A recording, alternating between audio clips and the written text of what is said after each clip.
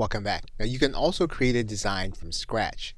To do that, what you'll do is you'll click this Create a Design link, and then you can click this link that says Custom Dimensions. You'll then write in the dimensions that you want your item to be. You can do this by pixels, or inches, millimeters, or centimeters. Once you have it the way you want, you'll then click Create New Design.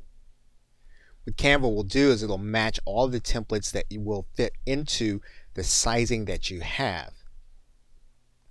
You can then select one of the free templates by clicking on top of that template that will then become part of your canvas.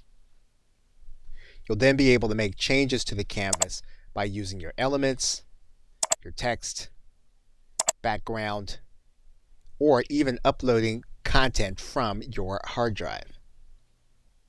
What you'll be able to do inside of this canvas is you'll also be able to add a page. And of course, you'll be able to do this also when you're creating using a template. When you add a new page, what you'll then be able to do is you'll then be able to add in a different template for that page. Inside of the screen, what you can do is you can copy this page, and then you'll have a third page, and it'll be the same one that you just copied. You can add notes to individual pages. Once you have that note in, you can then click Save. If you don't like the page, what you can do is you can click this trash can to delete the page. You'll then have two pages on this screen.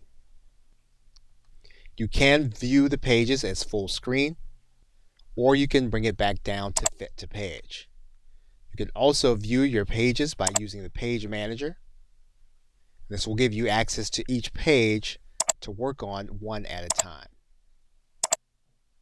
To exit out of that view, what you'll do is you'll click this button that'll bring you back to your title page and your working canvas.